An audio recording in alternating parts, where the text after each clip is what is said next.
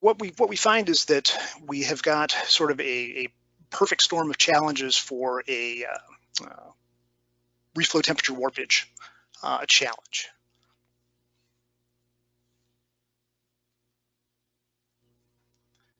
Okay, I want to make sure that still visible. I want to make sure I accidentally turn that off again.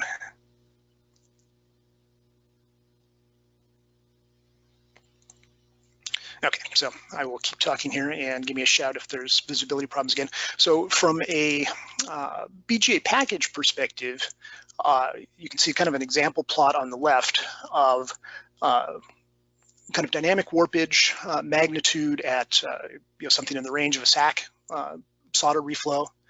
And as you reduce down into the what we would consider the low temperature solder rate regime, say below 200, more practically right now, say 160 to 180, you can see the significant reductions that you see in your warpage at peak reflow.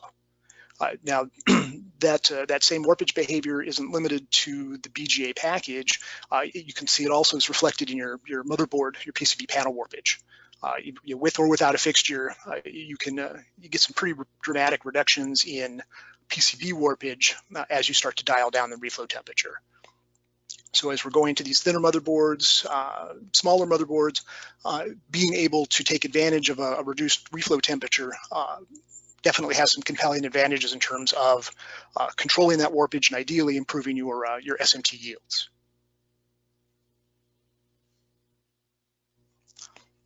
But as we were thinking about the challenges, because when you start talking about something as extensive on the motherboard as a solder system, you realize that it's really not only about a single component on the motherboard. If you're proposing to change your paste system, it's literally touching everything on the motherboard. And so as we thought about what the value proposition about low temperature solders might be,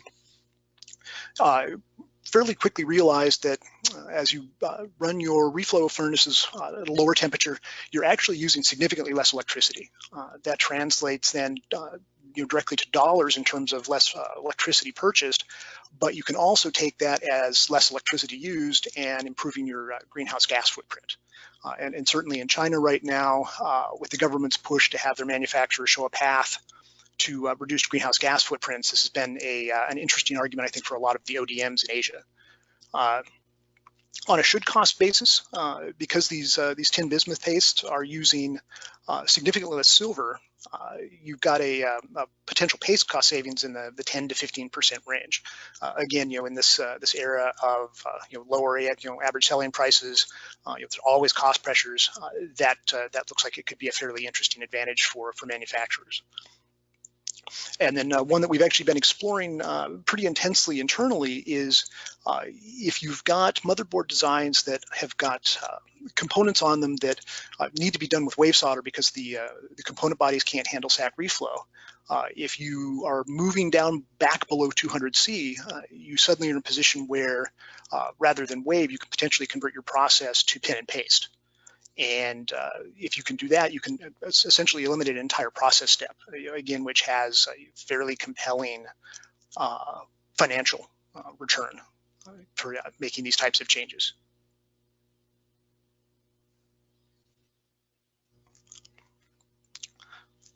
So looking kind of back at the history, and I've had this question come up frequently, is what are we talking about when we're talking about low temperature solders? And there's a few systems out there that can be considered low temp. There's tin-indium. It's got a very low eutectic temp, down about 118C. One of the challenges with a straight up tin-indium system has been indium can be fairly costly. And in terms of if you're trying to show cost benefit in your paste versus SAC, the tin-indiums have sometimes had problems with competitive paste costs. You've also got the tin-zincs. They've got a slightly higher eutectic, but the solder paste suppliers have reported some challenges on stability, and apparently the powder manufacturing can be quite challenging. The tin-bismuths, they've got a very favorable eutectic temp at straight tin-bismuth eutectic at 138, but it's also got a fairly extensive industry history. used for years in consumer goods, things like electronics in refrigerators, microwaves, and then the LED world has made pretty extensive use of it as well. So as we were thinking about the most attractive metallurgy, the tin bismuth stood out as the one with probably the best opportunities.